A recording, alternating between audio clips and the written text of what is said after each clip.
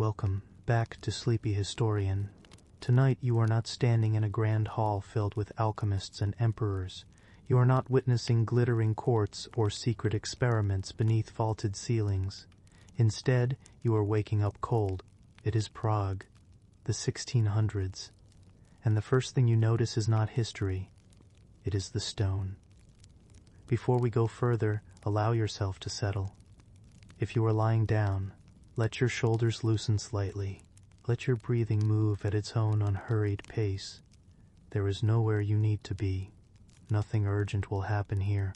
In the first minute of most histories about 17th century Prague, you might hear about mysticism, royal intrigue, or dramatic rebellion. But that is not what most people experienced. What most people experienced was damp wool, and frost along the inside of a window, and bread stretched thinner than it should be. If you enjoy these long, slow journeys into ordinary endurance, consider liking the video, or subscribing, or returning another evening when sleep feels distant. It helps this quiet little corner of history continue. And now, we begin. You wake before light fully reaches your room. The walls are thick, but they do not keep out the cold. Stone absorbs the night and releases it slowly. The air feels older than you are. You sleep not alone but beside others, a child perhaps, or a spouse, or a sibling. Because shared warmth matters more than comfort. Outside, beyond the narrow window, the city rests along the curve of the Vltava River. Its water moves steadily even when men argue and rulers decree. It moves whether the harvest is good or thin. You do not live in the Prague of emperors. You live beneath it. In 1620, not long before your time, the Battle of White Mountain changed everything quietly and permanently. It lasted only hours, but the silence afterward stretched for decades. Protestant nobles lost power. Catholic authority hardened. Land changed hands. Languages shifted in status. Families learned to speak more carefully. You did not fight in that battle, but you feel it in taxes, in sermons, in the way neighbors measure their words. History here does not crash loudly through your door. It settles into your daily routine. You are, perhaps, a craftsman's child in the old town, or the spouse of a cooper, or an apprentice who will spend years sanding wood smooth for barrels that hold someone else's wine. Your world is measured not in revolutions, but in wood shavings and cabbage leaves. The Prague Castle rises above the city like a reminder that decisions are made elsewhere. Within its walls, rulers consider policy. In your room, you consider firewood. The difference between those concerns is not small. It is survival. The winter presses differently along the river. Dampness travels inward. Wood swells. Boots soften. You learn early that warmth must be managed. A fire cannot roar endlessly. It must be coaxed, fed slowly, protected from drafts. You wake and listen. Someone coughs in the dark. A draft slips under the door. From a distant tower a bell sounds, not urgently, simply marking the hour. Time is announced publicly in this city. It does not belong to you alone. You will rise soon. But before you do, notice something else. The Prague of the 1600s is crowded, more crowded than you might imagine. Not in the sense of modern streets, but in closeness. Bodies in small rooms, shops pressed together, alleys narrow enough that two carts cannot pass without negotiation. Privacy is rare. Illness travels quietly. And yet life continues. You may think of this period as dramatic, filled with wars of religion, imperial ambitions, whispered conspiracies. Those exist, but they do not occupy most of your hours. Most of your hours are shaped by repetition. Fetch water, measure flour, listen for authority, attend church, avoid attention.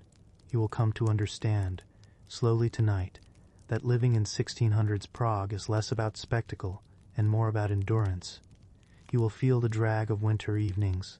You will walk through mud thickened by cartwheels. You will kneel longer than your knees prefer. You will ration candles and stretch broth.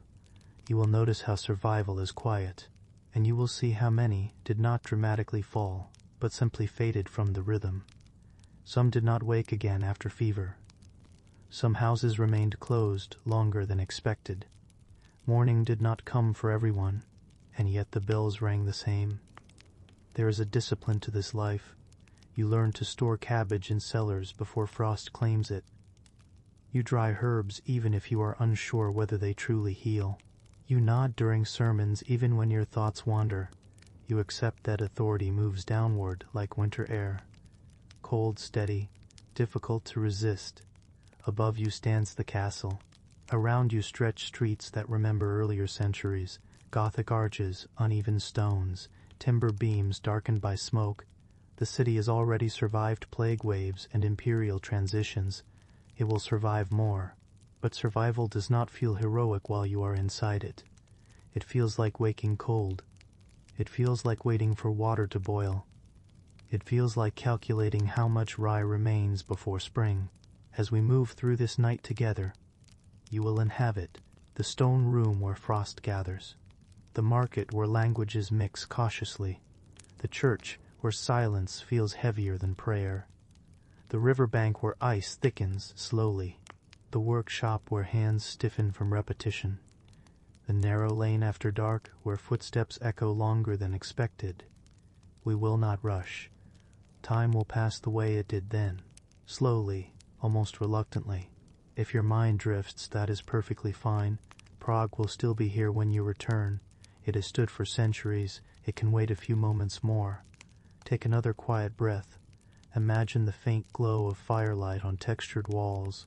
Imagine smoke rising lazily toward wooden rafters. Imagine breath visible in winter air. You are not an emperor. You are not a rebel. You are someone trying to make it through another season, and that, more than anything, is what it was really like to live in 1600s Prague. When you are ready, we will begin with the morning. You wake slowly, not because you are rested, but because the cold insists on it. The room is still dark, though a faint grayness presses at the edges of the small window. The glass is imperfect, wavering slightly, and along its inner surface frost has bloomed overnight in delicate white veins. You do not admire it. You notice it the way you notice your own breath, present, unavoidable. The walls around you are stone, thick, ancient. They hold the memory of every winter before this one. During the night they absorb the cold, and now they release it back into the air, patiently. There is no anger in it, just persistence. You lie still for a moment longer, measuring. Beside you, someone shifts. The wool blanket is coarse against your chin. It smells faintly of smoke and bodies, and the slow dampness that never fully leaves cloth in winter. Sharing warmth is not intimacy here. It is practicality. You slide one hand free from beneath the blanket. The air bites gently. It is not dramatic. It does not shock. It simply informs you that rising will cost something. From somewhere across the narrow street comes the muffled creak of a shutter being opened. Wood against iron hinge. A small, familiar sound.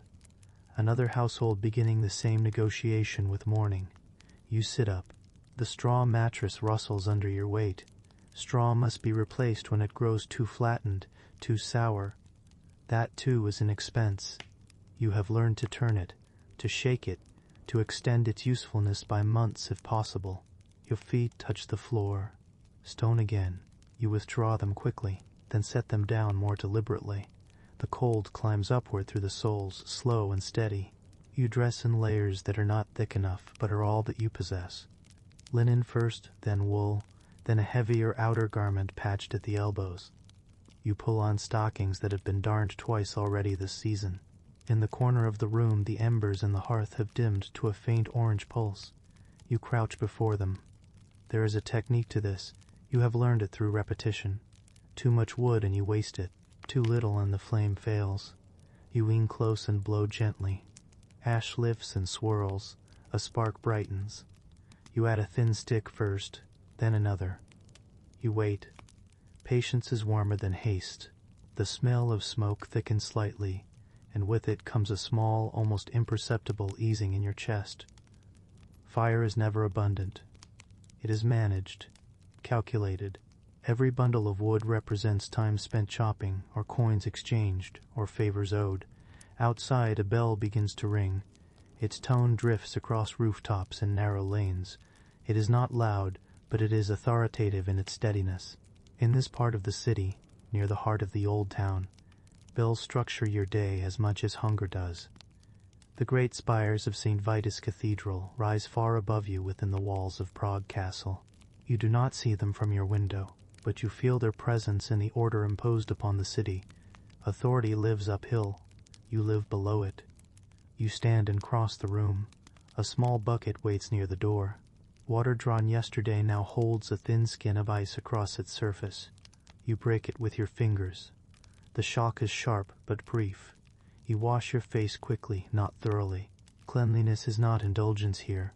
It is restraint against illness. Illness moves differently in crowded buildings. Rooms share walls. Air drifts through cracks. Children cough through the night. You have heard it before, that small persistent sound that begins as nothing and becomes something heavier. Fever does not announce itself loudly. It lingers. It settles. Some winters there are houses where the shutters remain closed longer than expected. People speak of it quietly. They were not strong this year, someone says. And the bell tolls in the same steady rhythm as always. You turn back toward the hearth. The fire is awake now, though modestly. Its warmth reaches only a few feet. The rest of the room remains cool. You hold your hands out and feel the difference between near and far. There is bread from yesterday, hard but still edible. You soften it slightly near the flame. Perhaps there is a bit of cabbage left from the pot. You calculate portions without speaking. Hunger in this city is rarely dramatic. It is a dull arithmetic performed daily. Beyond your building, the streets are beginning to stir. Hooves against stone, a cartwheel negotiating uneven ground, a door closing with care rather than force. You think of the river, though you cannot see it from here. The Vltava River moves steadily whether you wake or not. In harsher winters, ice gathers along its edges, and men venture out cautiously to test its thickness. But for now it flows, carrying silt and reflections of gray sky. The city depends on it. Water for brewing, water for washing, water for trade. You depend on it too, even if your morning begins with a frozen bucket. There is a weight that comes with knowing you must rise every day into the same constraints. Not misery, but limitation. Your path is narrow. If you are an apprentice, you will remain one for years. If you are the child of a cooper, you may become one. Guilds do not open quickly. Advancement is patient, sometimes reluctant. You pull on your boots. They are worn at the heel. You have stuffed a bit of cloth inside to cushion the thinning sole. Shoes are not replaced casually. Leather costs. Repairs are constant. Before leaving, you glance once more around the room. The bed must be straightened, the embers adjusted, the door secured behind you. These are small rituals, but they matter. Order inside helps you face the disorder outside. You open the door. Cold air slips in, sharper than before. The hallway is narrow. Other doors line it, each concealing another morning much like yours. You descend wooden stairs that curve slightly from years of use. Outside, the sky is pale. Smoke rises from dozens of chimneys, forming a low haze that softens the outlines of rooftops.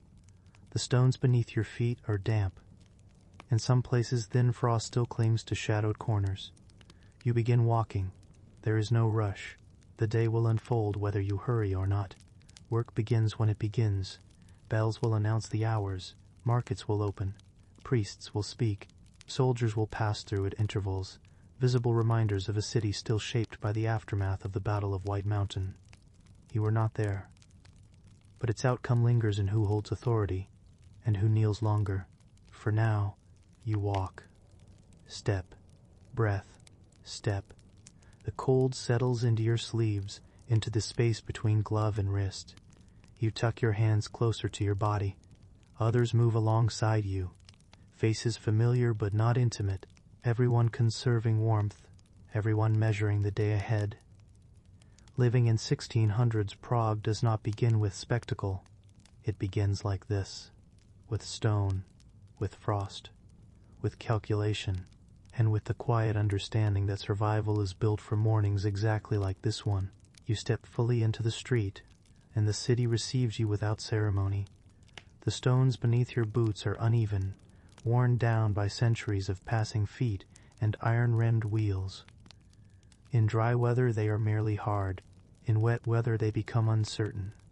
This morning they are slick in places, damp from melted frost and yesterday's thin runoff. You walk carefully. Shoes are expensive. A fall is inconvenient. Injury is costly. The street narrows as it bends between tall houses that lean inward, as if conferring privately above your head. Timber frames crisscross pale plaster walls. Upper stories jut slightly over the lower ones, narrowing the sky into a ribbon of gray. You smell smoke first, then refuse, then bread, faintly, from a baker already at work. Prague in the 1600s is not clean in the way you might hope. Waste does not disappear. It is carried, dumped, scattered, sometimes washed toward the gutters when rain comes. In winter, it stiffens. In spring, it softens unpleasantly. You adjust your step around, step over, step aside. A cart approaches from the opposite direction, its wooden wheels complaining against stone. The driver guides his horse slowly, without shouting. There is no space for haste here. You press yourself against the wall to let him pass. Your shoulder brushes cold plaster. You nod. He nods. Conversations in the street are brief, measured. You know many of these faces. But familiarity is not the same as trust. Since the defeat at the Battle of White Mountain, the atmosphere has changed in ways difficult to name, yet easy to feel. The city still speaks Czech. It also speaks German. In markets, in guild halls, in official proclamations, language signals position. You have learned when to remain silent and when to respond. Words carry weight. Sometimes they carry risk. Ahead, the market square begins to fill. Stalls are assembled from wooden frames and rough cloth coverings. Tables display cabbages, onions, rye loaves, dried fish, small cuts of meat. Nothing extravagant, nothing abrupt. You approach slowly, already calculating. How much coin remains from last week? How much must be set aside for guild dues? How much for tax? Tax collectors do not arrive dramatically. They appear with records, with expectations, with authority supported by men who stand nearby and do not smile. You join a short line at a vegetable stall. The woman behind the table wraps her shawl tighter against the cold. Her fingers are red at the knuckles. She weighs cabbage in her hands, judging by experience rather than scale. You wait. Waiting is a skill. The bell of Old Town Hall sounds the hour. Its tone spreads outward, steady and impartial. You do not own your time. It is marked publicly.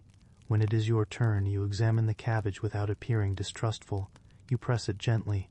Firmness suggests it will last longer in the cellar. You ask the price. She names it.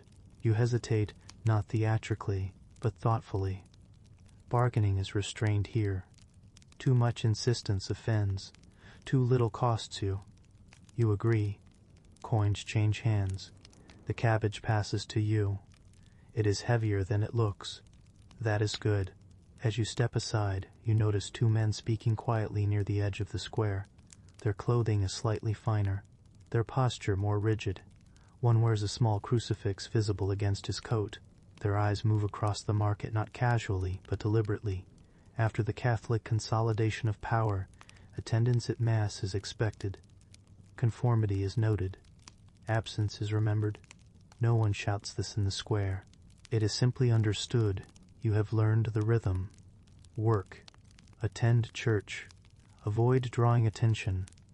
The presence of soldiers is subtle but constant. A pair stands near a side street, halberds upright, boots planted firmly. They are not here to threaten you specifically. They are here to remind the city that authority remains. You pass them with your gaze lowered slightly, not submissive, merely cautious. The market hums in low tones. Vendors call softly. Children weave between adults. A dog noses at dropped scraps. Somewhere, a co-op of chickens protests briefly before settling again. You move to another stall for bread. The baker's apprentice slices a loaf with care. Flour dust lingers in the air around him. You wonder if he rises even earlier than you do. Likely he does. Work in this city often begins before dawn. The bread is dense, rye-heavy. It will sustain you, but not delight you. Delight is not the goal. You tuck it into your satchel beside the cabbage. The sky has brightened slightly, though the sun remains hidden behind cloud. Smoke continues to rise from chimneys, forming a thin veil over the rooftops. From here, if you turn slightly, you can glimpse the distant rise of Prague Castle above the clustered houses. It stands apart.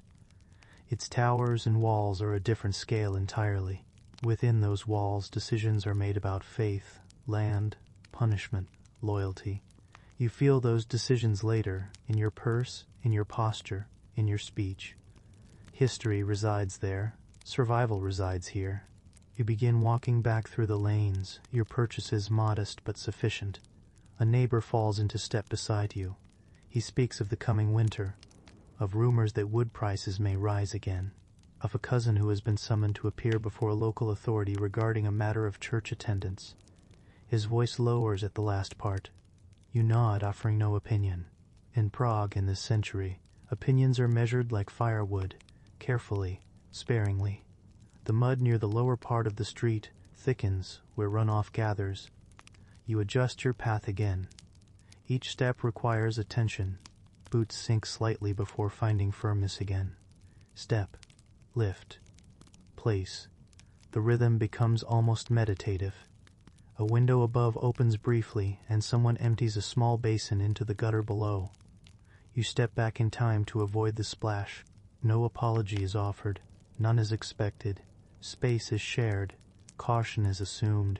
You pass beneath a small archway connecting two buildings. It narrows the passage, darkening it even in daylight. The air smells stronger here. Less breeze, more accumulation. Beyond it, your building waits.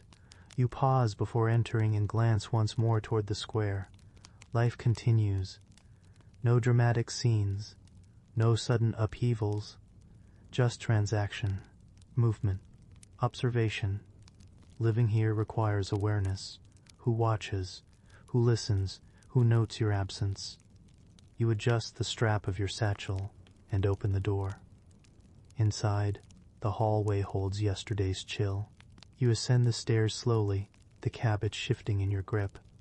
Each step echoes faintly. This is what it was really like. Not constant fear, not constant spectacle, but a steady negotiation between necessity and caution, between hunger and coin, between speech and silence. You return to your room with enough for today. Tomorrow you will do it again. By the time the bell calls again, you are already walking toward it. Attendance is not optional in the way hunger is not optional. It is simply understood. The streets leading toward the church are fuller now, though still restrained. People move in quiet lines, garments brushed and adjusted, hair smoothed beneath caps and scarves. You join them. The air remains cold, though the day has advanced. Sunlight filters weakly between buildings, illuminating only narrow strips of stone. The rest remains in shadow. You pass beneath the familiar tower and enter the open space before St. Nicholas Church. Its facade rises with Baroque curves and ornament, impressive even to those who pretend not to look up.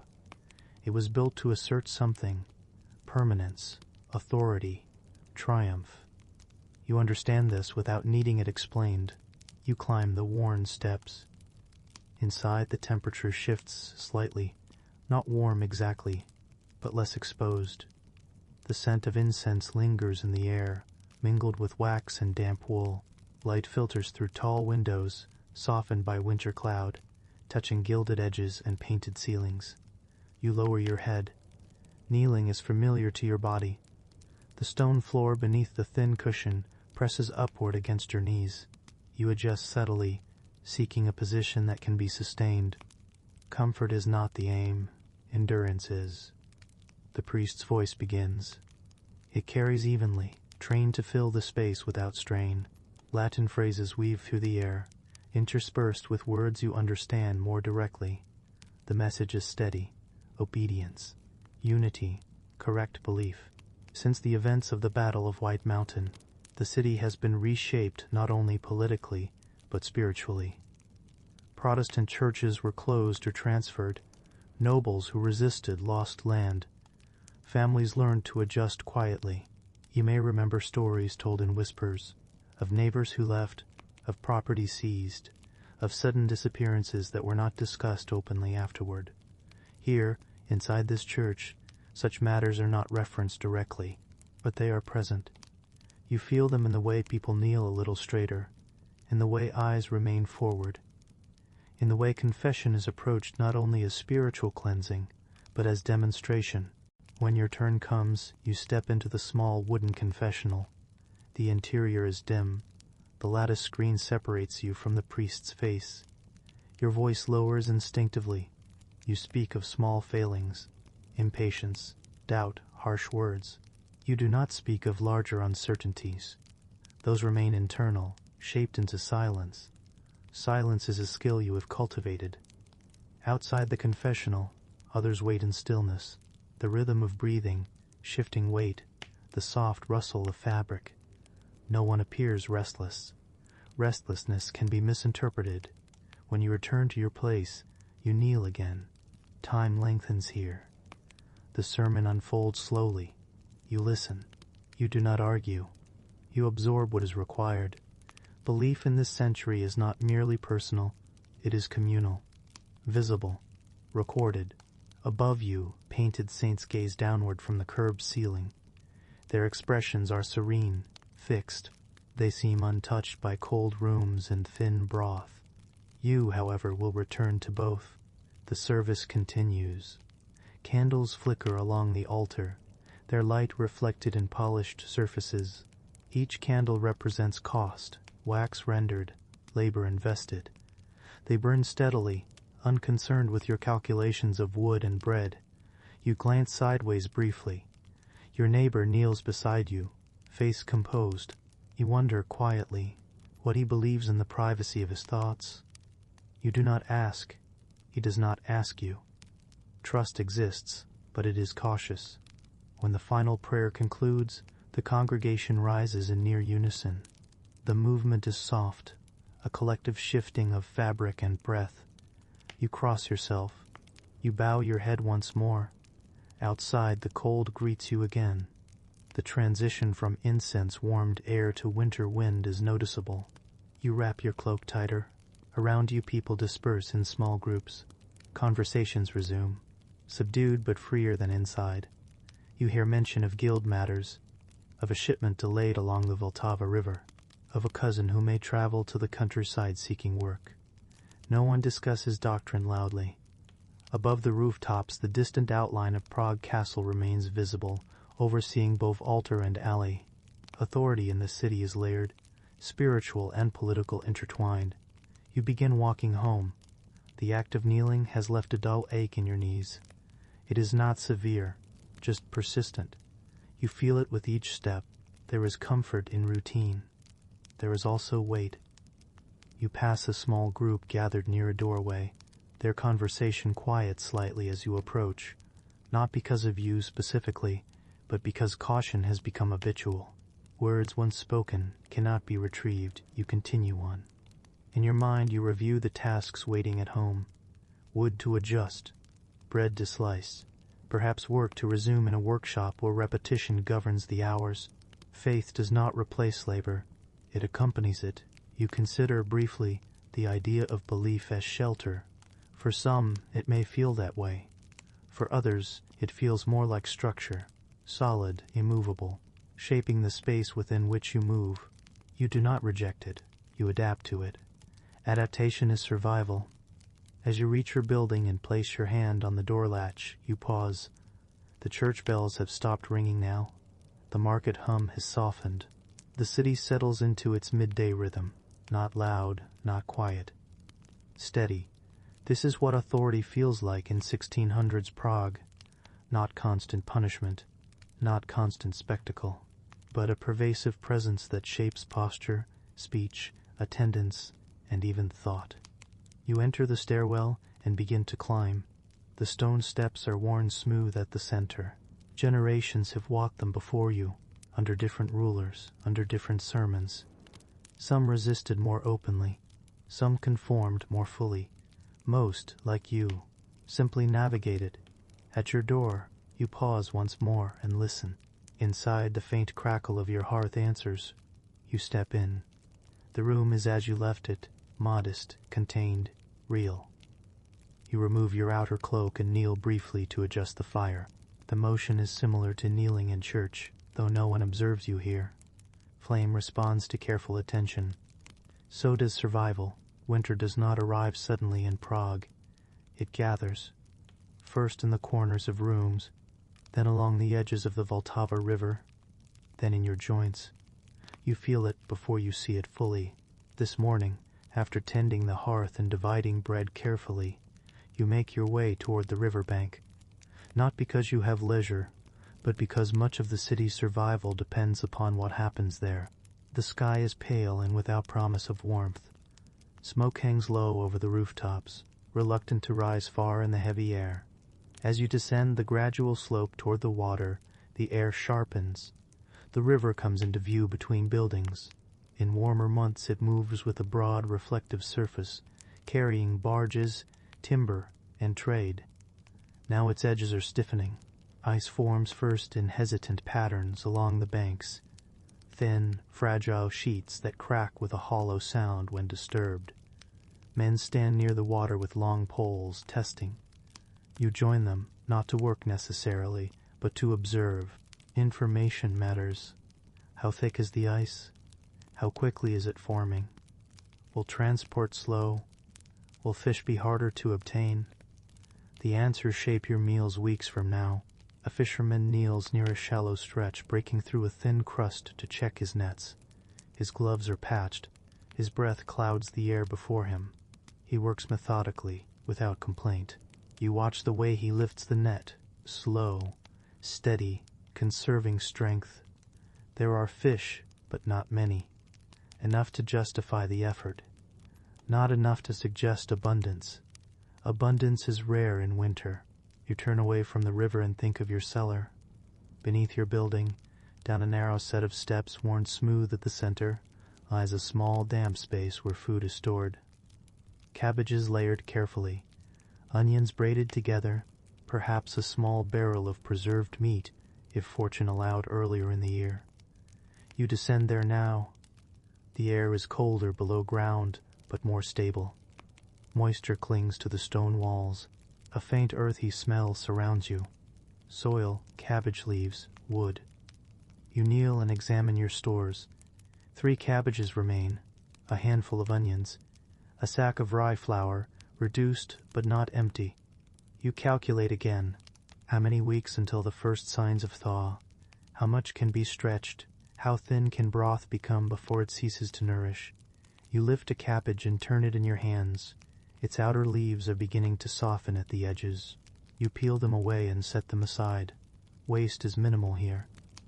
Even wilted leaves may flavor water. Upstairs, the fire must be fed again soon. You climb back up, carrying only what is needed for today. The cellar door closes with a dull wooden thud behind you. Winter requires discipline. Firewood stacked against the far wall is counted almost unconsciously each time you pass it. The pile looks sufficient, until you imagine weeks of similar mornings. Wood disappears faster than expected. Flames are greedy if allowed. You adjust a log in the hearth. It catches slowly, resisting before surrendering to flame. You sit nearby, not for comfort, but to ensure it burns efficiently. Too much draft and heat escapes. Too little and smoke gathers thickly. Outside, the city's rhythm continues, though muted by cold. Cartwheels move more cautiously. Horses exhale steam. People walk with shoulders slightly raised against the air. Even conversation feels shortened. You hear a neighbor cough again through the shared wall. It lingers longer than you would like. Illness in winter spreads quietly in buildings like yours. Rooms are close. Air is shared. You listen, not out of curiosity, but concern.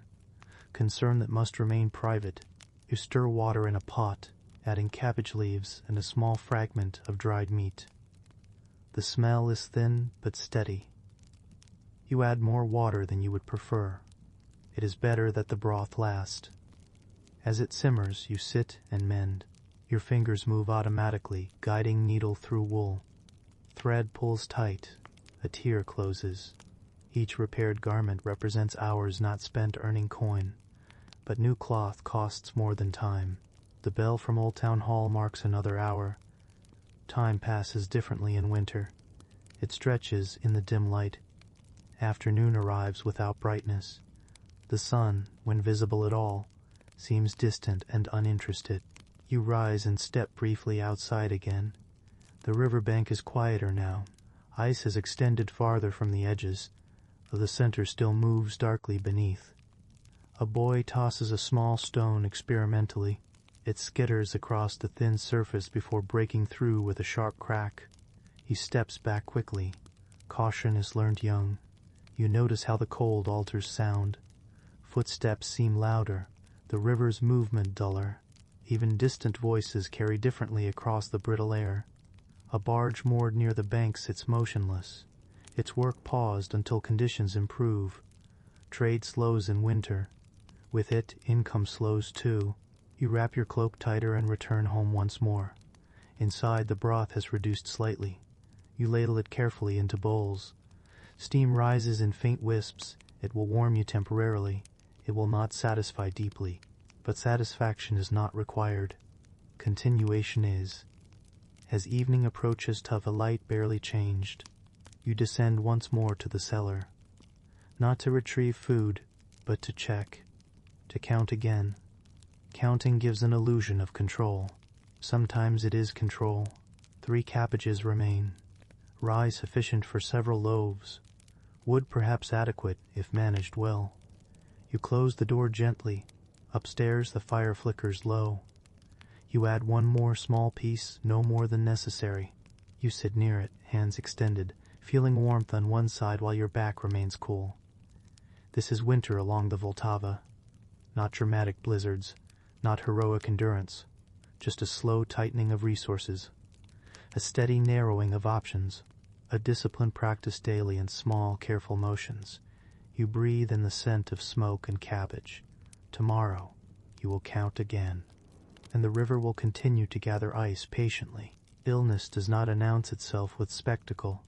It begins with a pause, a cough that lingers half a breath longer than usual, a warmth in the forehead that does not match the room, a heaviness in the limbs that cannot be blamed entirely on winter. You notice it first in the night. The building is quiet except for the occasional settling of wood and the distant, muffled sound of wind pressing against shutters. You lie beneath wool blankets that hold more scent than warmth, listening to the rhythm of breathing beside you. It falters, just slightly. You wait, telling yourself it is nothing. Cold air dries the throat. Smoke irritates the lungs. Everyone coughs in winter. But the cough returns, softer this time, deeper. You turn your head and listen more closely. The room remains dim, lit only by the faintest glow from embers in the hearth. You resist the urge to stir them. Firewood must last. Instead, you place your hand gently against a forehead. Too warm, not dramatically so, just enough to concern you. Fever in this century is both common and unpredictable. Some pass through it and return to their routines within days. Others do not wake again. There is no clear boundary between inconvenience and danger. You rise quietly. In the corner of the room, small bundles of dried herbs hang from a beam. Chamomile, sage, perhaps a sprig of thyme saved from autumn. You gather a few leaves, crushing them between your fingers before adding them to water in a small pot. The scent lifts faintly into the air. You sit beside the hearth and coax the embers carefully back to life. Not too much wood, just enough to heat the water. As it warms, you remember stories told by older neighbors of the Great Plague years earlier in the century, when entire streets fell silent, doors marked, carts moving slowly through dawn light. You were younger then, or perhaps not yet born. But the memory lingers in the city's collective mind. Illness is never taken lightly. The water begins to steam.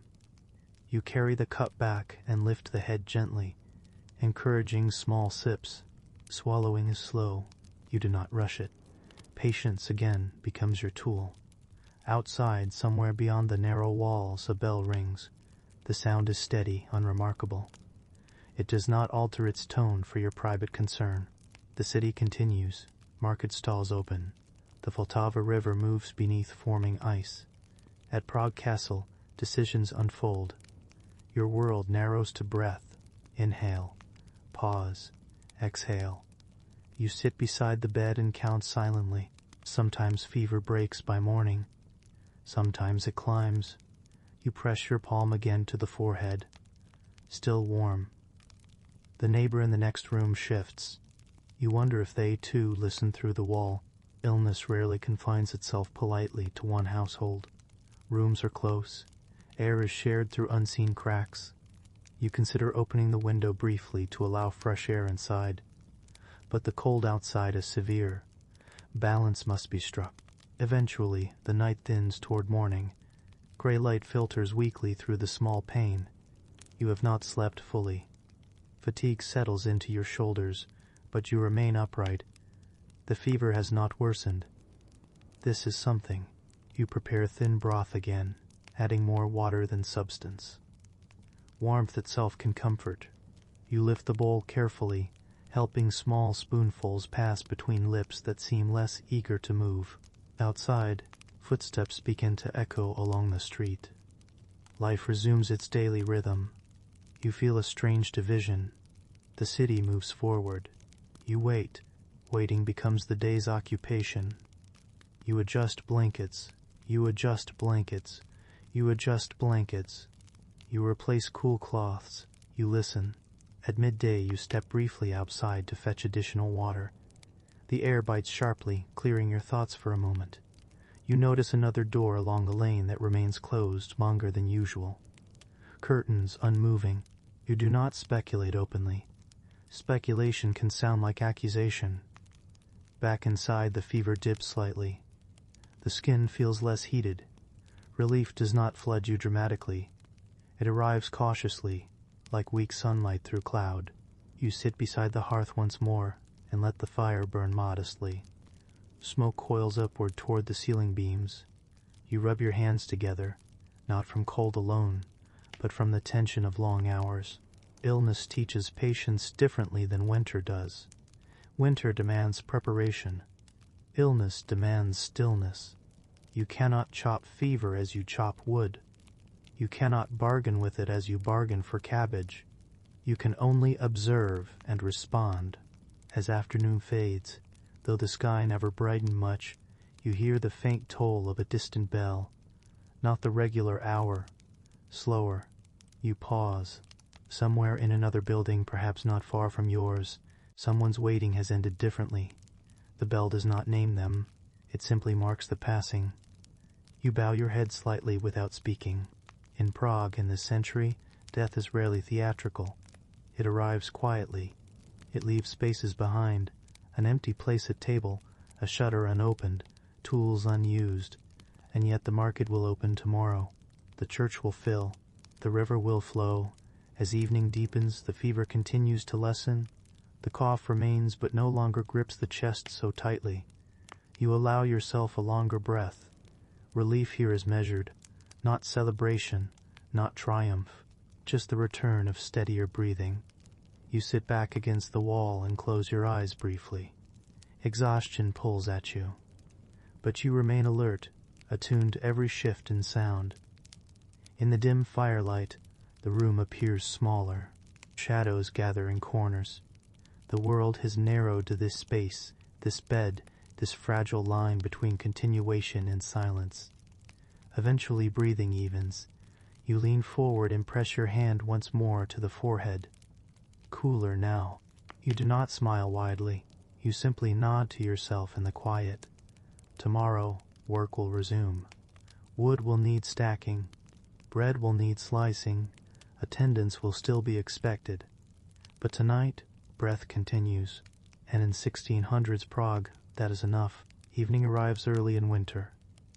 Not suddenly, but with a quiet dimming that begins before you fully notice it. The light outside the small window shifts from gray to a deeper gray, and then to something almost indistinguishable from night. You have already closed the shutters. Wood rests against wood with a dull, reassuring sound. The room feels smaller once they are secured, contained, protected from wind, though never fully from cold. The fire burns low.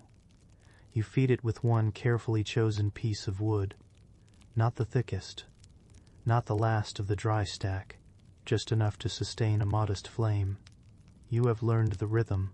Flame must live, but it must not feast. You sit close to it. On the other side of the room, the air remains cool. Your breath still shows faintly when you exhale. The stone walls absorb heat slowly, reluctantly. They give nothing freely. In your hands rests a garment, perhaps your own sleeve, perhaps a child's stocking. The fabric is worn thin at the elbow. You thread the needle with steady fingers and begin again. Push through. Pull back. Tighten gently. The repetition becomes almost meditative. Outside, faint sounds drift upward from the street below.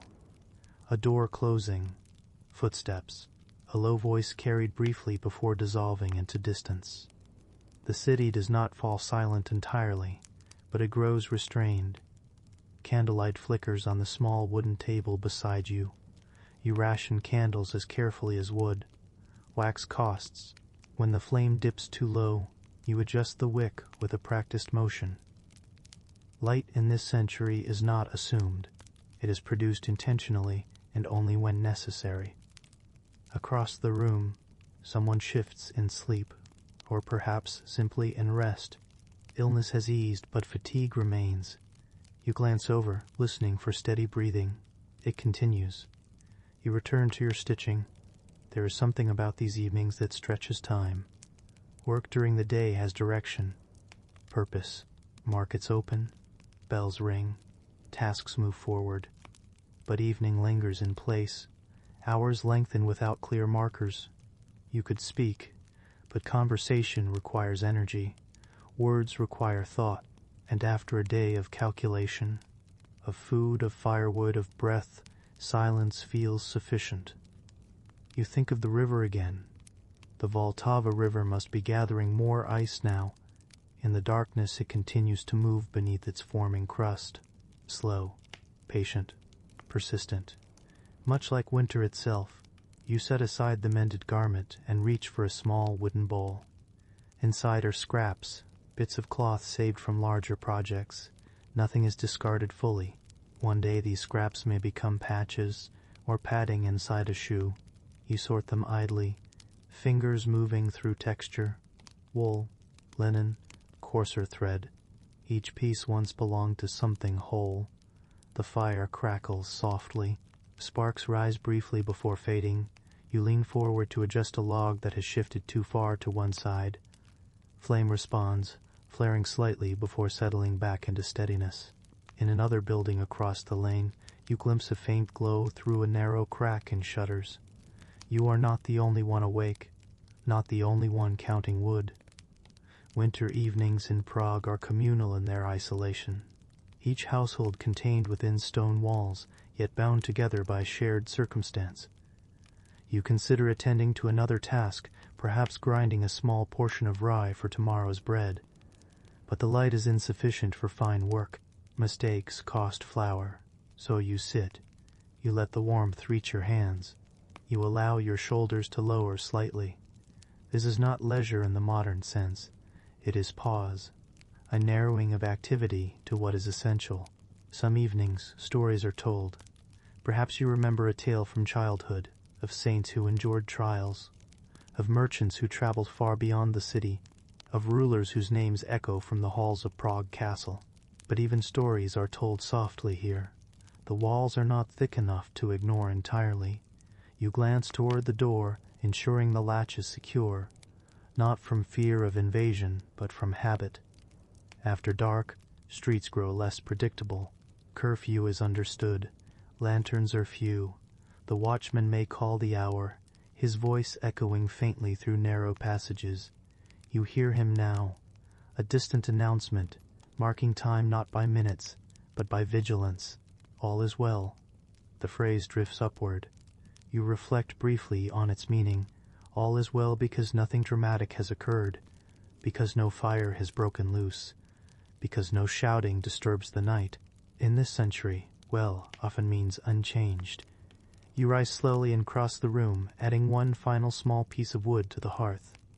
It will not last long, but it will carry you toward sleep. You remove your outer garment and fold it carefully. Fabric lasts longer when treated with respect. Boots are set near the wall to dry, though they will never be fully dry in winter. You sit on the edge of the bed. The straw beneath shifts with a familiar rustle. You lower yourself slowly, drawing the blanket upward. The room darkens further as the candle gutters. You pinch the flame gently between dampened fingers. Darkness settles fully now, but even in darkness there is light, the faint orange pulse of embers. They glow quietly, reminding you that warmth remains possible. You lie still. Breathing beside you is steady. Outside, the city has softened to near silence. Occasionally, wind brushes the shutters. Somewhere distant, a dog barks once and then stops. Your mind drifts toward tomorrow's tasks, toward the cellar and its measured stores, toward the river and its thickening ice, toward the church and its steady expectations. But these thoughts lose sharpness as fatigue deepens. Winter evenings do not end with revelation. They end with rest, and in 1600s Prague, rest itself is a form of preparation for cold mornings, for narrow streets, for the patient discipline of another day. You close your eyes. The embers continue their quiet glow, and as evening settles again over the city, you find yourself drifting back toward the river. The light softens into a pale amber glow across the surface of the Vltava River. The water moves quietly but persistently, as it has for centuries, brushing against the wooden piers and the stone foundations of mills. A faint mist rises in places where the air cools faster than the current. The mills along the banks creak and turn. Their wheels, driven by the steady force of the river, grind grain into flour for bakeries scattered through the neighborhoods. The sound is slow and repetitive, wood against water, axle against stone. It is the kind of sound that might once have faded into the background of daily life, unnoticed, because it was constant. Now, in the hush of imagined memory, it becomes something else. A rhythm. On the far side of the river, the silhouette of Prague Castle stands dark against the fading sky. Its towers and walls do not need to assert themselves loudly. They simply endure. In the 1600s, this was not only a symbol of authority, but a working center of imperial administration, especially under the rule of Rudolf II, who made Prague his court. Within those castle walls, scholars once debated astronomy. Alchemists tended quiet furnaces. Courtiers moved carefully through candlelit corridors. Down below, in the winding streets, ordinary life unfolded with less ceremony but equal complexity. A baker counts the last coins of the day. A cooper checks the iron hoops on a barrel. A washerwoman wrings out linen by the riverbank. Life in 1600s Prague was neither entirely grim nor romantic. It was structured by season, faith, trade, and obligation. It was shaped by the looming tensions of empire and religion that would, in time, erupt into the devastations of the 30 Years' War. But for many years before the war's violence reached the city's walls, life moved in patterns that felt stable, even when stability was fragile. You might notice how much of daily existence depended on cooperation. Guilds regulated trade and maintained standards. Neighbors shared wells and ovens. Church bells coordinated time more reliably than any mechanical clock most citizens would ever own. There were hardships, of course. Winter could be severe. Food shortages were not unknown. Illness could spread quickly in crowded quarters. And yet there were also celebrations. Feast days bright with music. Weddings marked by dancing in narrow courtyards. Markets crowded with color and conversation. If you pause now in your imagined walk, perhaps on the gentle incline leading toward the old town square, You may hear faint echoes of those market days.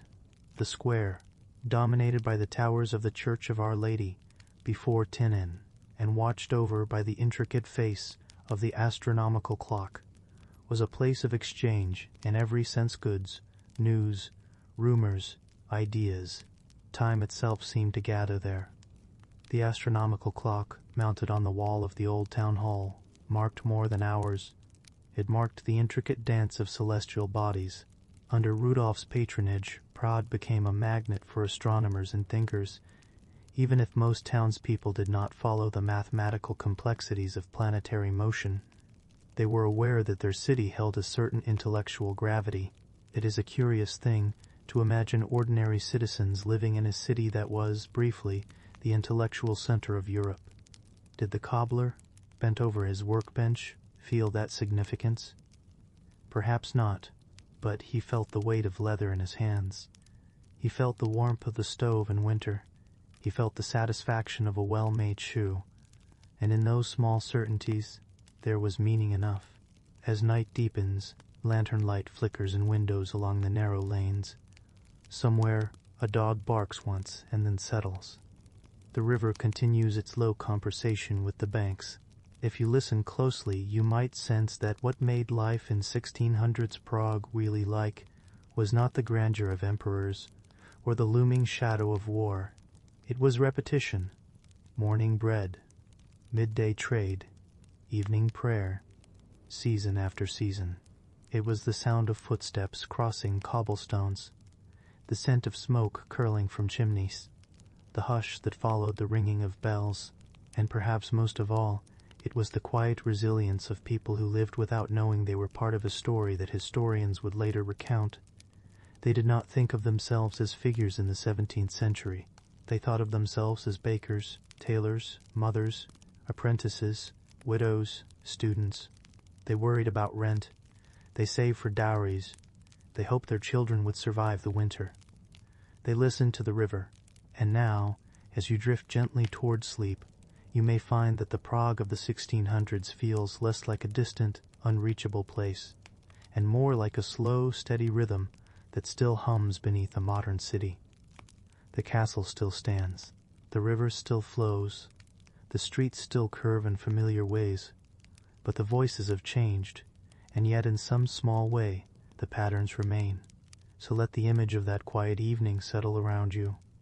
Stone walls cooling after a long day, water slipping past wooden pilings, a final bell tolling somewhere in the dark, and beyond it all, the steady sense that life, however ordinary, however uncertain, moves forward, one calm, unhurried day at a time. Rest now in that rhythm, and let 1600s Prague fade softly into the night. The next morning you rise before the sun, not dramatically early, just before the first light stretches across the rooftops. Winter has shortened the day, and even the small interval of dim dawn feels significant. The fire, left smoldering overnight, has cooled. You stir the embers carefully, coaxing them back to life with a single slender piece of wood. Heat returns slowly. Fingers feel stiffness from both cold and stillness. You dress in layers, wool beneath linen, leather boots thickened with extra socks. Each garment is chosen for endurance rather than style. Each layer shields you from the elements and from fatigue that creeps more quickly when the body shivers. Outside, the streets are slick with frost. You walk carefully, boots crunching on frozen mud. Each step is measured. Attention must be paid to uneven stones, hidden puddles, and the occasional patch of ice. You arrive at the workshop, or perhaps the guild hall, depending on your trade. The building is modest, timber-framed, low-ceilinged, with the faint smell of dust and sawdust mingling with smoke. Windows are small, letting in gray light filtered through grime and frost. Inside, the rhythm of labor begins quietly. Each person moves according to habit, but also according to the tacit expectations of guild rules. Tasks are rotated, work is shared, though hierarchy is present. An apprentice handles smaller, repetitive tasks. Journeymen manage more complex pieces. The master observes, intervenes sparingly, notes errors carefully. You pick up your tools. Each movement is deliberate. Repetition is not dull. It is protective. A misstep costs more than frustration. It can cost coin, time, and sometimes reputation. Wood shavings fall silently to the floor. Iron tools click against each other.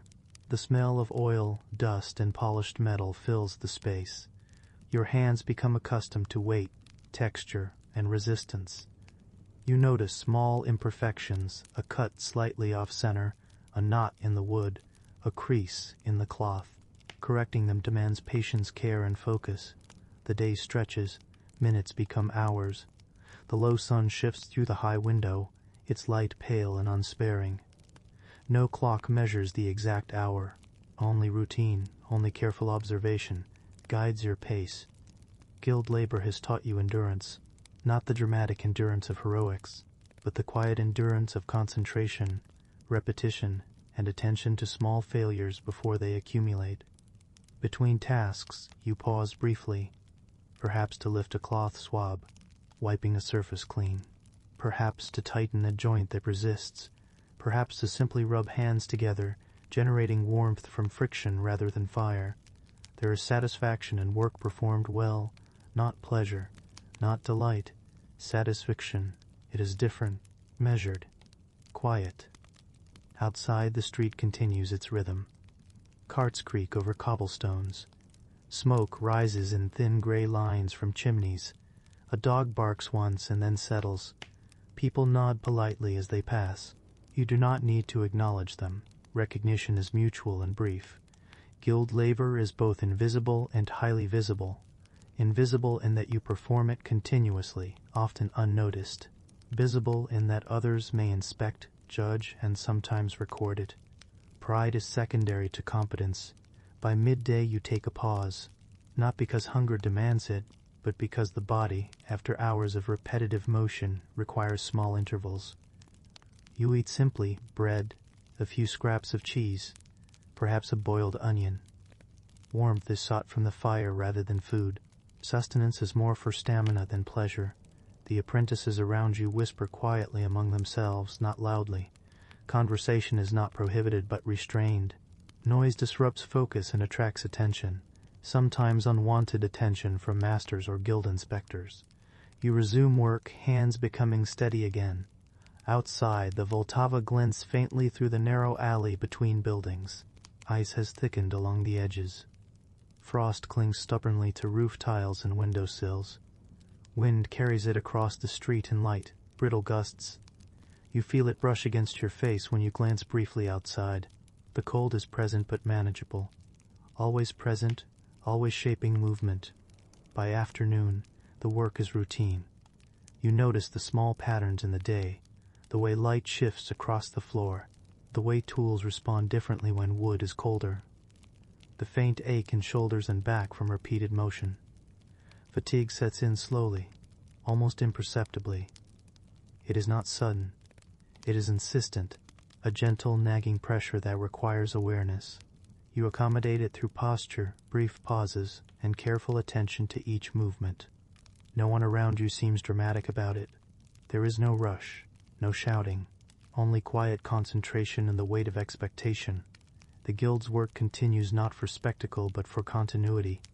Every item made, every piece crafted, contributes to survival. Yours, your households, your neighbors. The city depends on these rhythms. Bread depends on mills. Shoes depend on leather workers. Houses depend on carpenters. And you depend on your own labor to maintain your place. By late afternoon, shadows lengthen. Firelight becomes more important, filling the workshop where windows fail. You adjust candles and lamps, careful to prevent smoke from accumulating. Light itself is measured, rationed. Work continues into the dim hours. The tasks, though simple, require continued attention. A misaligned join may weaken a structure later. An improperly sealed seam may allow moisture to enter during winter. Small mistakes, repeated over time, matter. And so you persist, step by careful step, motion by deliberate motion. This is craft guild labor in 1600s Prague. Not heroic, not dramatic, steady, insistent, necessary. Eventually your hands ache and your eyes tire. You set down your tools. You stretch slowly, feeling each muscle in quiet acknowledgement, not with flourish, not with excitement, simply awareness. You clean your immediate area, sweep wood shavings into a neat pile, stow tools in familiar places, check the fire one last time. Outside, the streets darken further. Lanterns begin to flicker. Windows glow softly. Smoke rises from multiple chimneys. Winter settles more fully into the city. You step out slowly, boots crunching lightly over frost. Each footfall measured, careful. The river glints faintly under the last light. The castle's silhouette watches as always. Returning home, you carry the sense of continuity with you. Your labor today ensures survival tomorrow, and perhaps, if you are careful, the day after. You close the door behind you and check the fire. Flame glows softly. You remove your outer garments.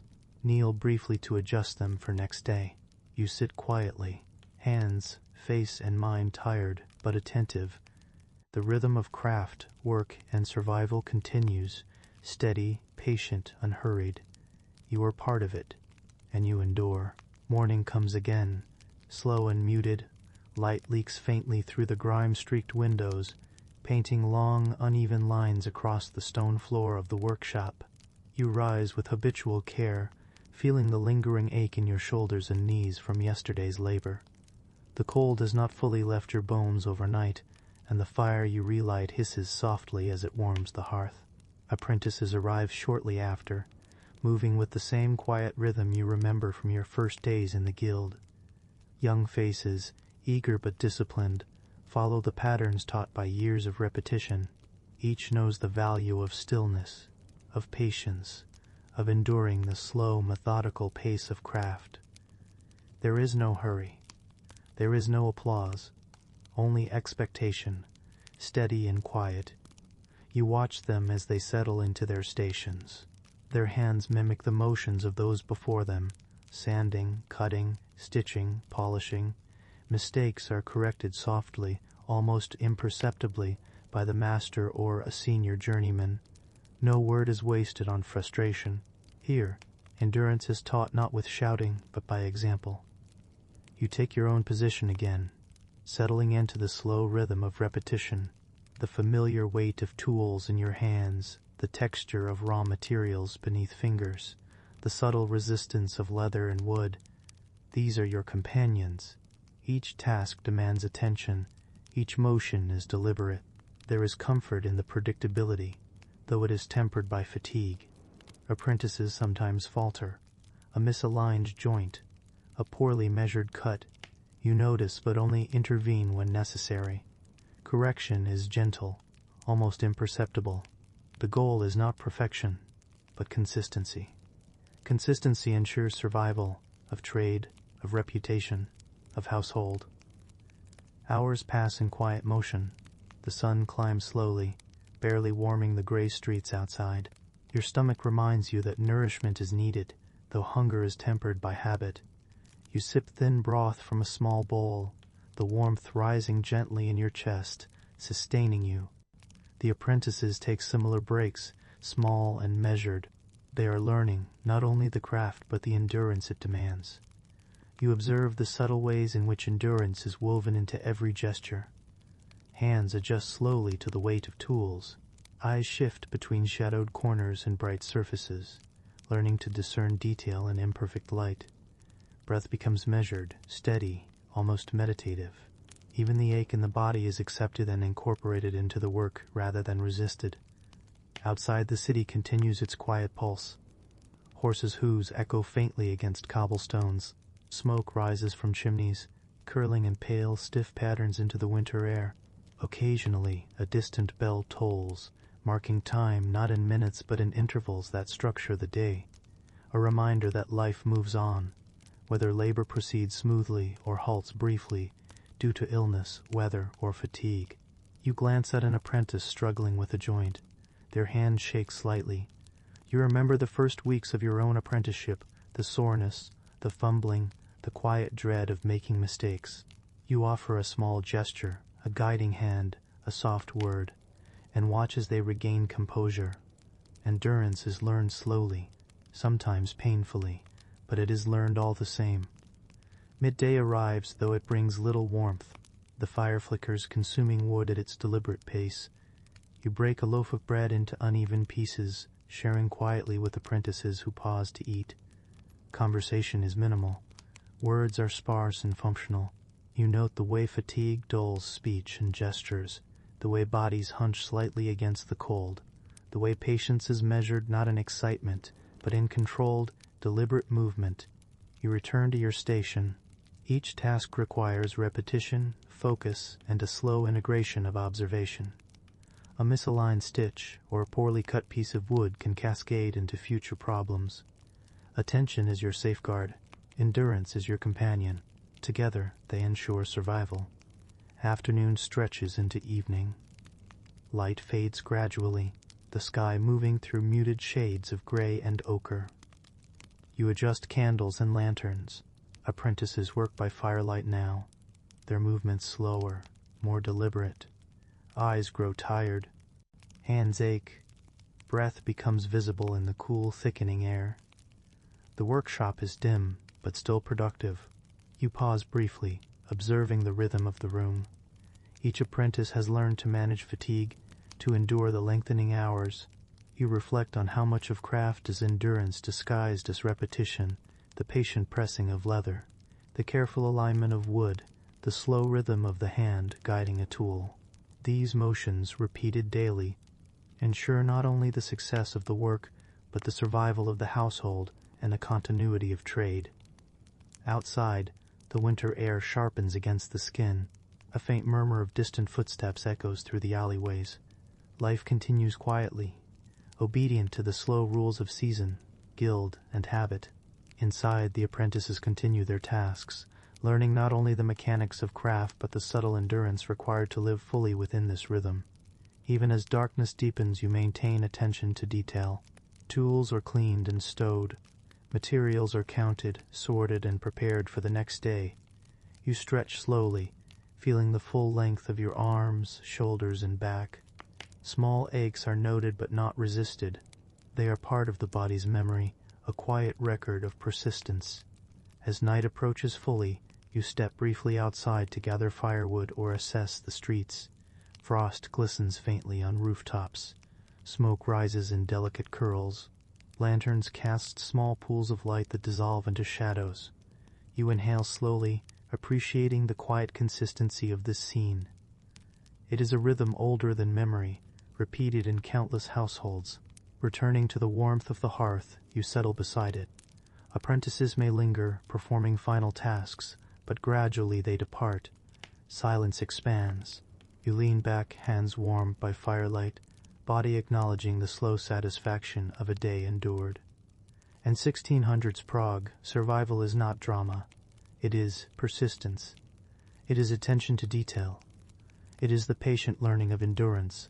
The apprentices, guided by your hand, will carry these lessons forward, one small task at a time, one quiet day after another.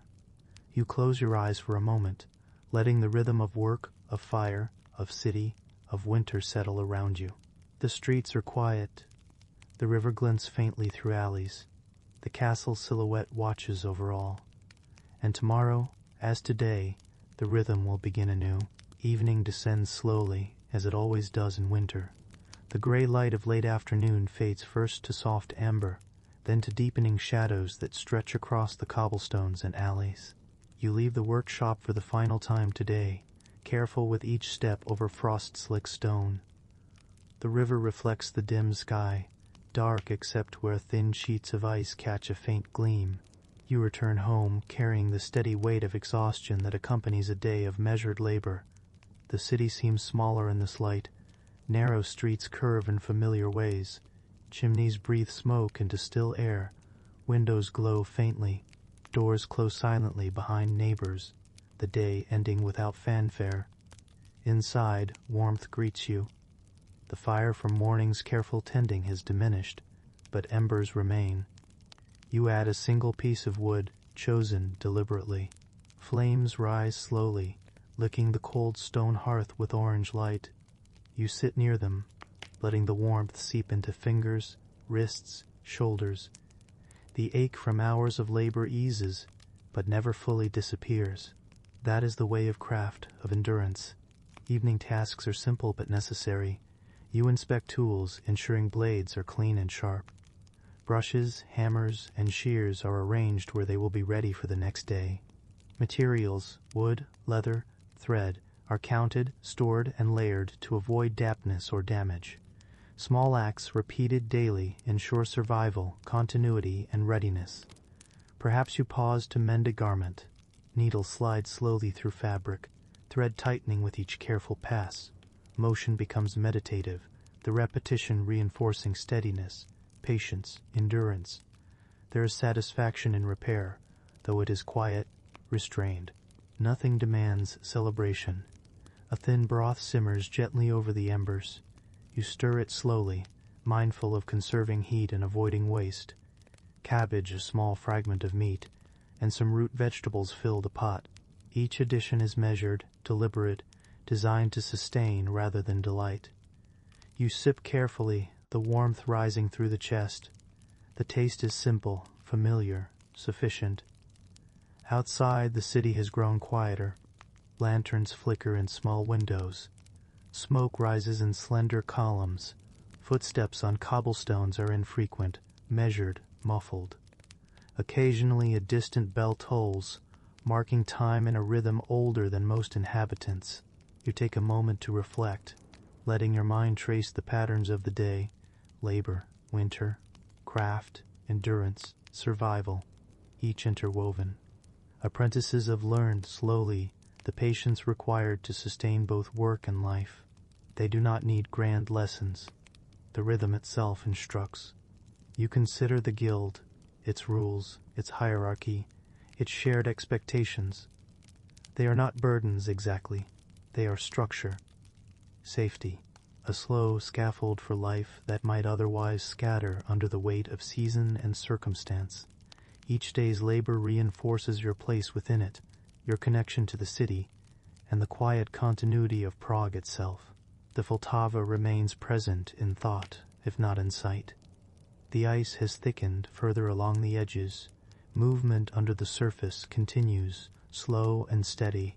You sense almost physically the city's heartbeat beneath the winter quiet, the mills turning, the carts moving cautiously, the occasional creak of timber settling. You step to a small window briefly, letting your gaze drift along the dim streets. Lanterns glow faintly. Smoke drifts in thin curls.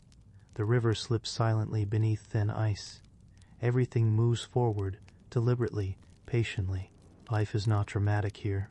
It is consistent, enduring, measured. Returning to your small table, you set aside work for a moment and fold cloth, examine tools, adjust firelight, attend to small comforts that require no celebration: a patch stitched correctly, a piece of wood smoothed precisely, a flame coaxed gently. These are victories that sustain in quiet ways. Hours pass. Outside, the wind presses against shutters. Somewhere distant, a dog barks, then stops. Smoke curls from chimneys. Firelight glows softly. You stretch slowly, easing stiff muscles, attentive to the body that carries you through the cold, the repetitive labor, the discipline of survival. You pause to reflect on endurance itself. In 1600s Prague, life is measured not by spectacle but by continuity. Each act, small and deliberate, contributes to the household's stability. Each moment of careful attention ensures another day of warmth, nourishment, safety. Apprentices learn not only skill but the patience to survive. As night deepens, you dim the remaining light. Candles are shortened. Lanterns are extinguished. Only embers remain, glowing faintly, steady, and unhurried. You move to bed slowly, folding garments, arranging tools for tomorrow. Straw mattress shifts under your weight. Blankets are pulled close. Breath becomes steady. Limbs ease. Mind drifts toward the rhythm of river, workshop, hearth, streets, and city. The sounds of winter, distant bells, soft footsteps, river moving beneath ice, are a lullaby of persistence. Sleep arrives quietly, without dramatics. The city endures, the river flows, crafts continue, Apprentices learn, fire burns, wood cools and waits, life slow and deliberate moves forward. In these quiet evenings, reflection is gentle. You do not seek triumph, nor recount drama. You witness endurance, you notice rhythm. You inhabit the slow pulse of the city, the season, the century itself. And tomorrow, as every day, the pattern resumes. You rise, you labor, you endure, you impair. This is the 1600s Prague you live in, measured, steady, disciplined. Life continues, unhurried, persistent, sufficient. Morning comes slowly, the winter sun muted behind heavy gray clouds. Frost glints across rooftops and cobblestones, reflecting pale light in sharp, quiet flashes. You step outside carefully, boots crunching on the uneven, frozen surfaces of narrow lanes. The chill presses against your cheeks and the nape of your neck, reminding you immediately that warmth is precious, fleeting, and earned. The city feels narrower in winter. Buildings lean over the street, their upper stories almost meeting across the alley. Shutters hang closed against the wind. Chimneys exhale faint curls of smoke, each one a tiny flame of life visible against the gray sky. You follow a familiar path toward the river, aware that Vltava River will be partially frozen along its edges, the current moving silently beneath ice that shifts with its own slow rhythm. Life along the river is measured and deliberate. Mill wheels creak and turn, grinding grain for bakers. Carts negotiate the frozen patches with care, wheels squeaking, horses' hooves slipping faintly. The river carries both reflection and threat. Ice may hold, may break. Water may be placid, may surge. Each step along the quay is taken with cautious attention. You pass familiar faces along the street. A baker lifts the last loaves from the oven, setting them carefully to cool. The scent of warm bread drifts faintly into the alley. A washerwoman leans over the river's edge, hands immersed in icy water, scrubbing linen slowly. Steam rises from the water where it meets the frigid air, curling like smoke from a hearth. The narrow lanes of Prague carry both utility and constraint. Travel is measured by pace, not distance. You notice every patch of ice, every loose stone, every uneven gutter.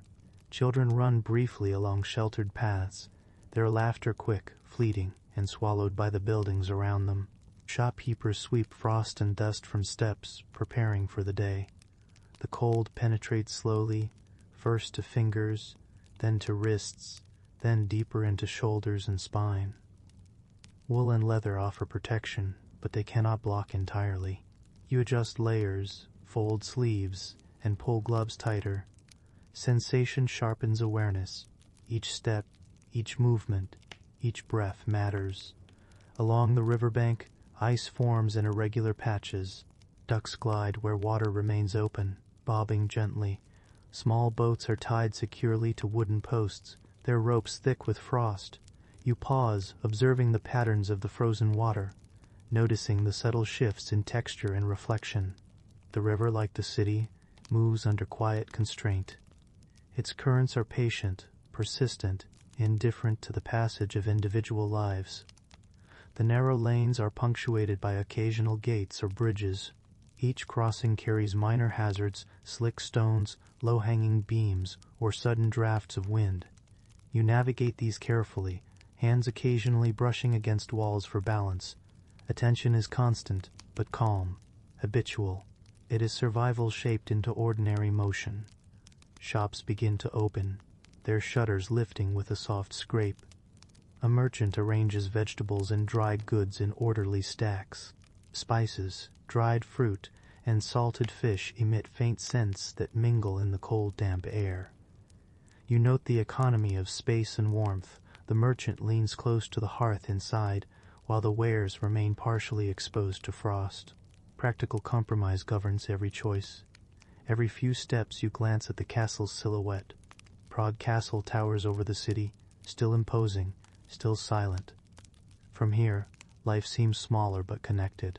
The labor of streets and workshops, the movement of water, the crossing of carts and pedestrians, all continue under its watch. The castle itself is quiet, filled with distant courtiers and scholars, yet its presence shapes the rhythm of the city below. You consider the apprentices at the guild. Their endurance and patience mirror the winter streets. Movement is deliberate. Progress is gradual. Each task, whether in the workshop or along icy lanes, builds on the one before.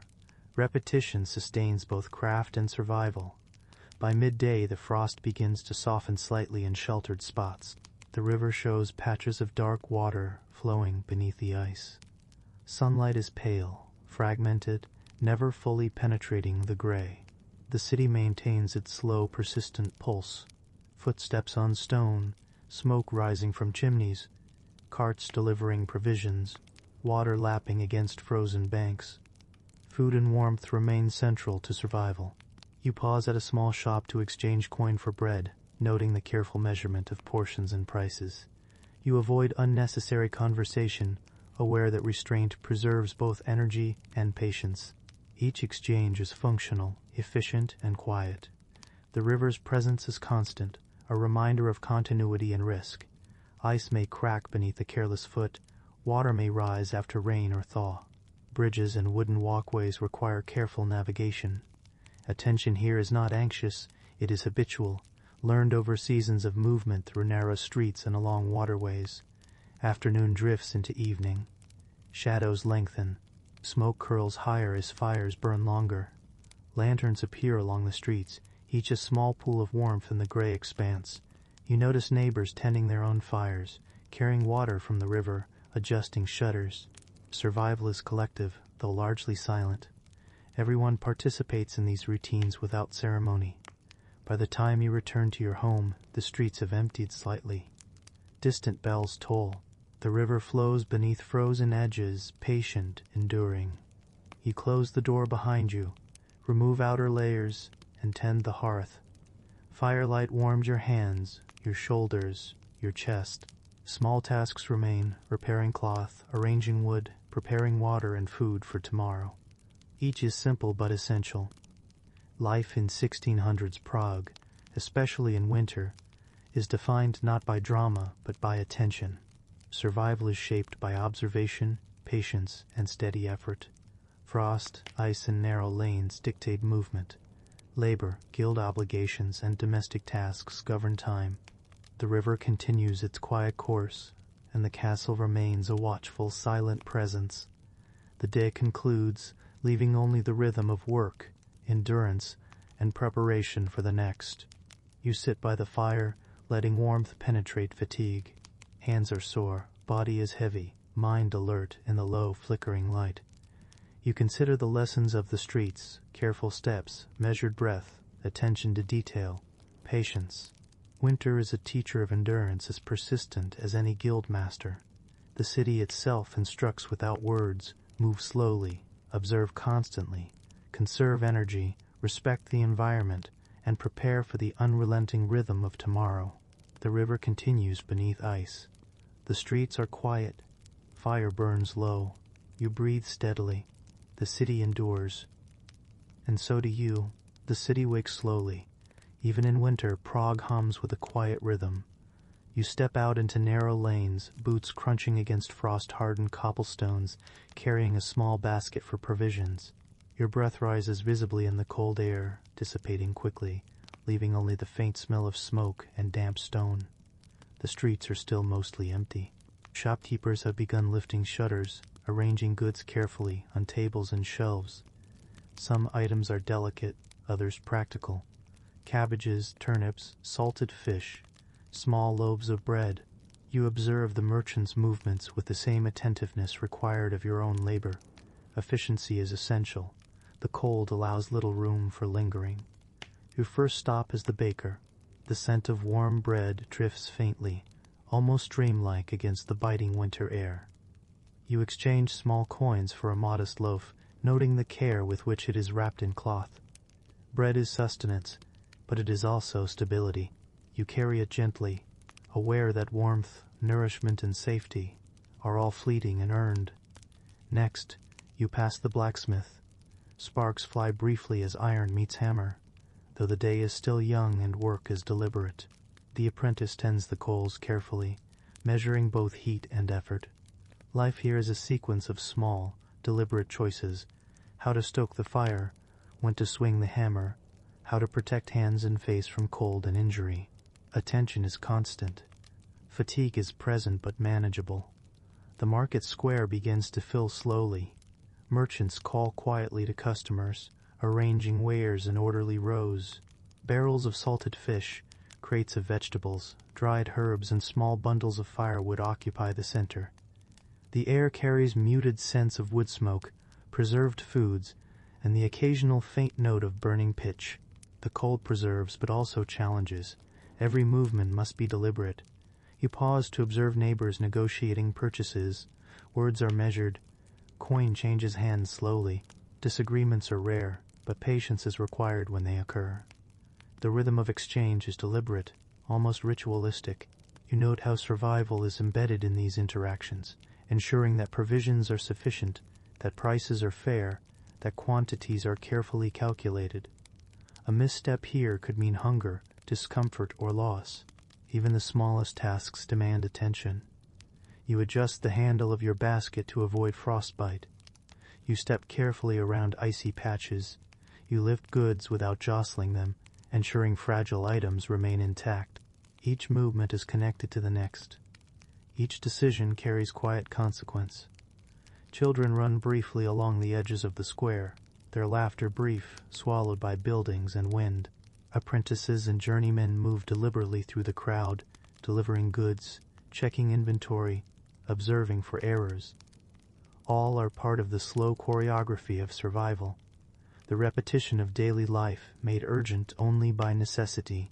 You pause by the river briefly. Ice forms in irregular sheets. Water continues beneath it, patient and persistent. Small boats are tied carefully, nets secured, wood stacked nearby. The river is both resource and hazard. Movement here is cautious, measured. Survival depends on understanding its rhythms. Returning to the streets, you check provisions once more. Firewood is scarce, each bundle must last.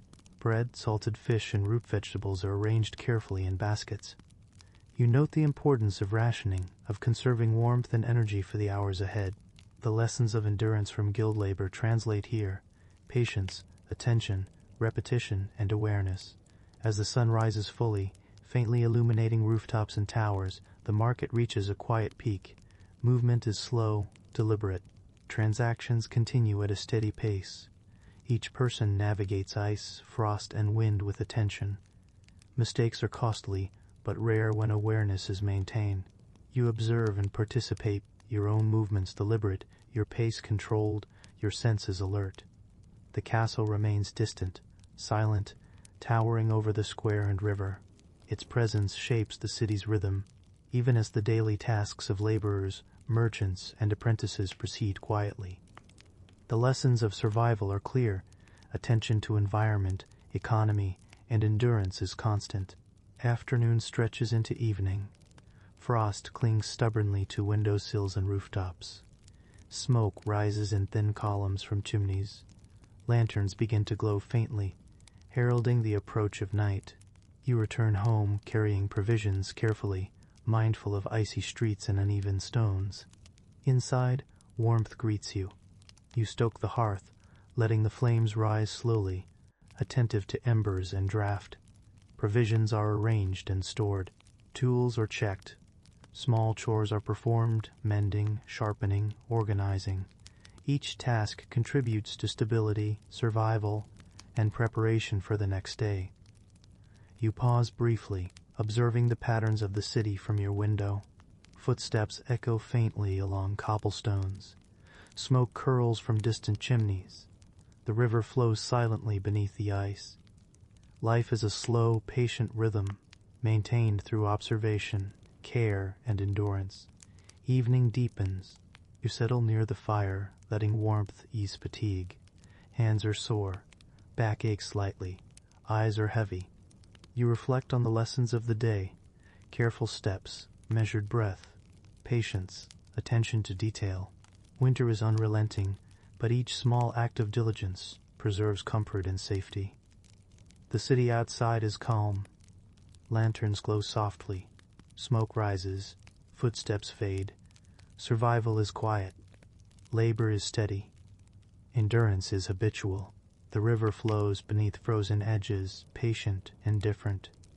You close your eyes briefly, letting the rhythm of streets, market, river, and fire guide attention into rest.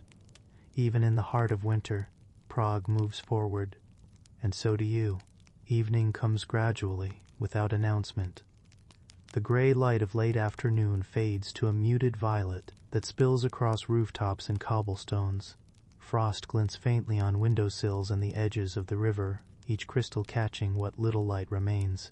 You step outside once more, boots crunching softly against hardened frost, basket in hand, carrying the last provisions of the day. The streets are quieter now. Shopkeepers have begun lowering shutters. Merchants arrange their remaining goods carefully, preparing for a night of rest.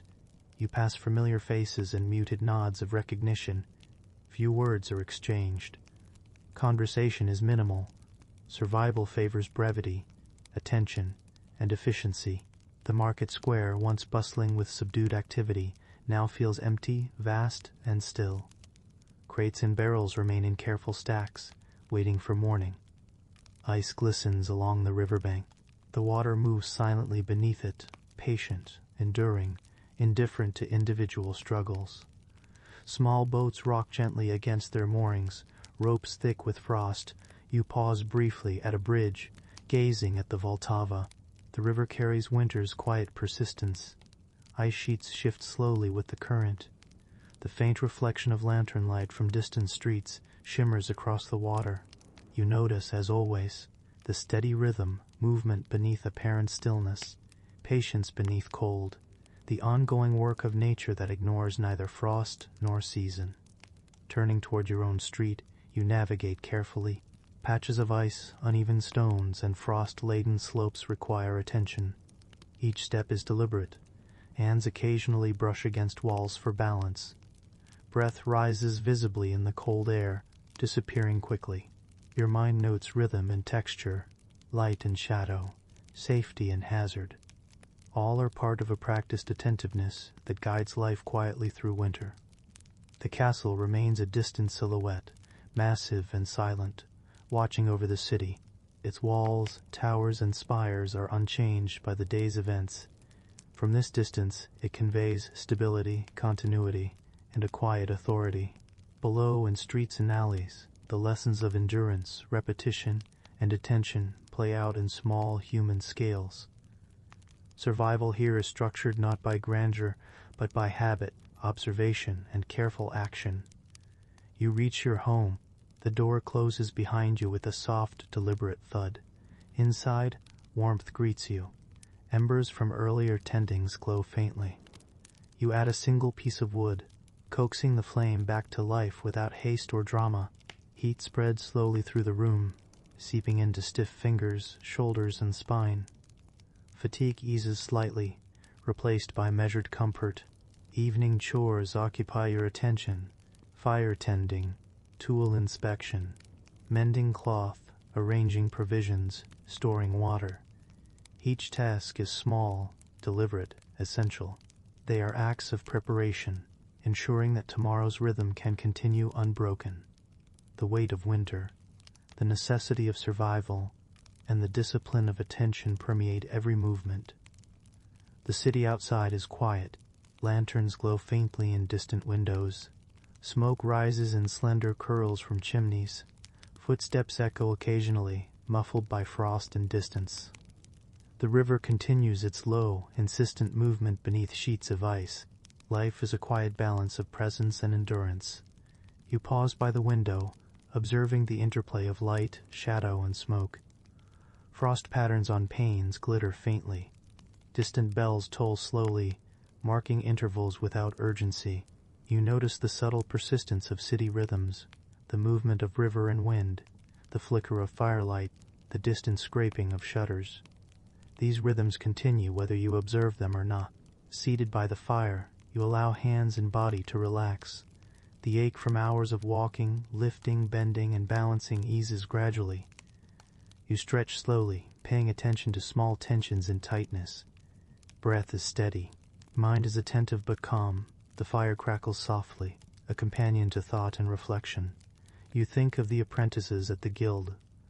Their day mirrored yours: labor, endurance, observation, repetition.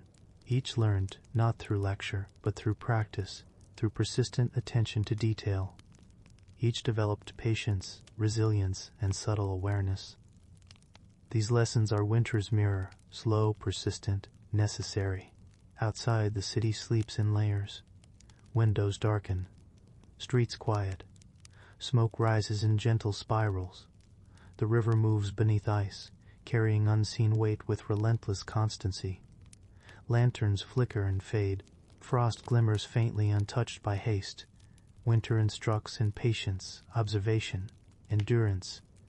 Your evening meal is simple: a small portion of bread, perhaps a slice of salted fish or root vegetable. Taste is secondary to warmth and sustenance. Each bite is deliberate. Eating slowly, carefully, reinforces rhythm and attention.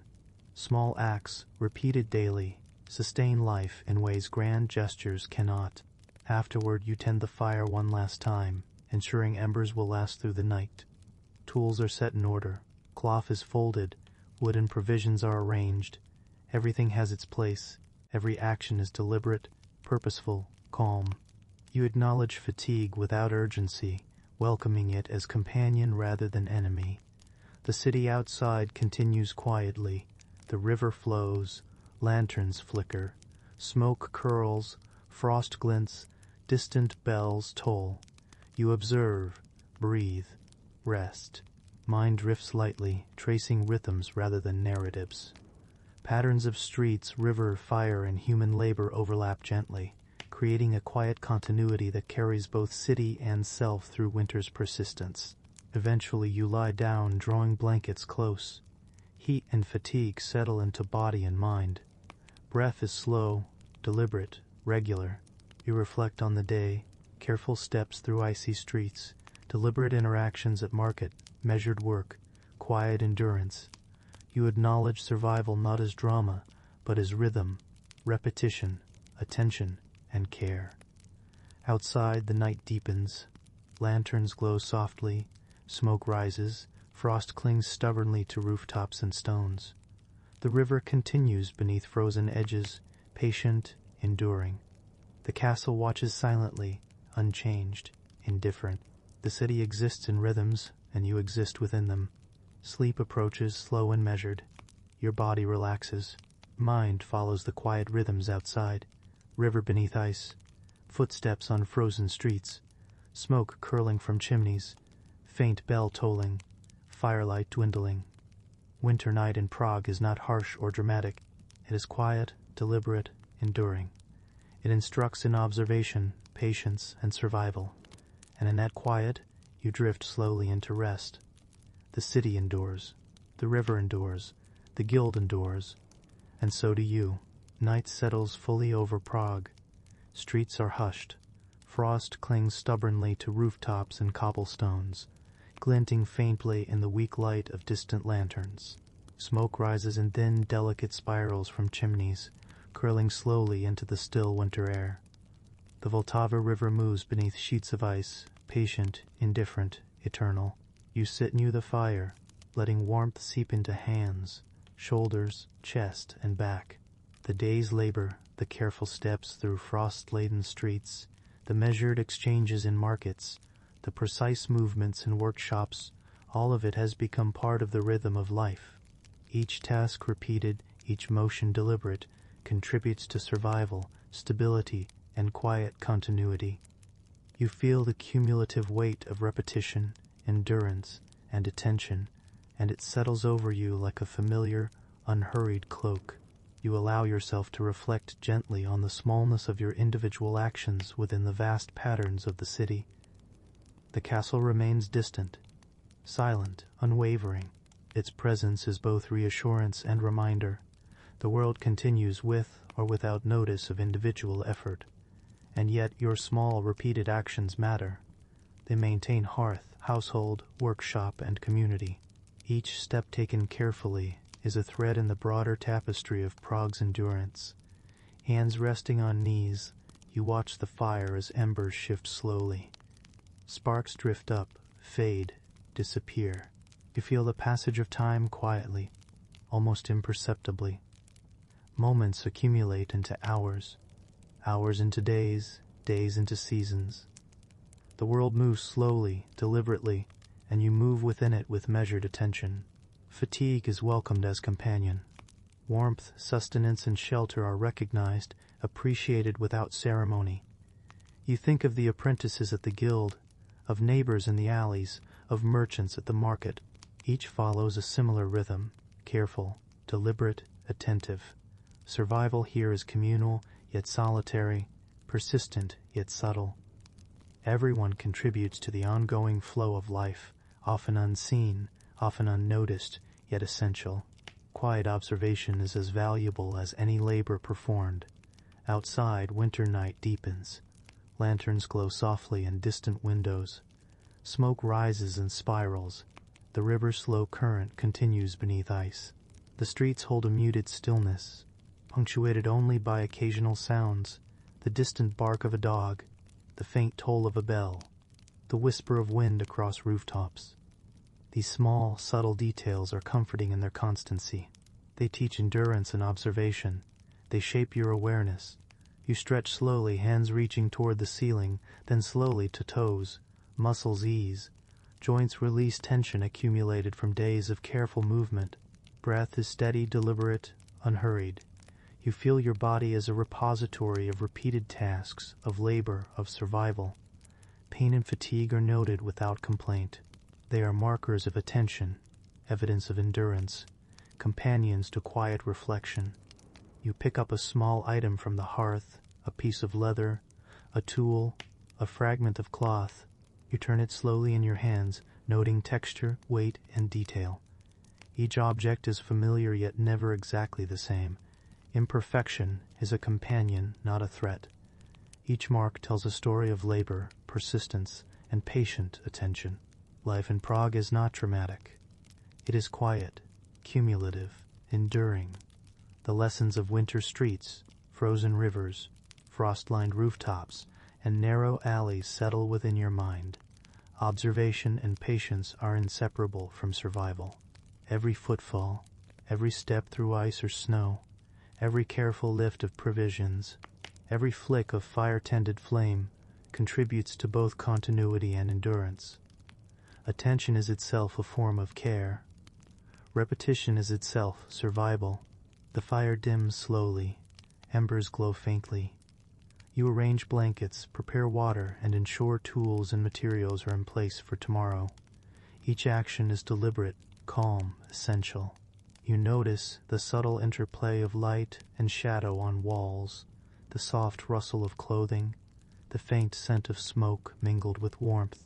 Sensory details anchor awareness, grounding mind and body in the present, while gently releasing the tension of the day. Your thoughts drift naturally to the Vltava River, gliding beneath ice, moving patiently. You imagine the narrow streets, the frost-laden rooftops, the faint glow of lanterns in distant windows. You picture the castle, silent, watching over all. The rhythm of life continues, unhurried and persistent. You exist within it, attentive, deliberate, enduring. Sleep approaches slowly, as always.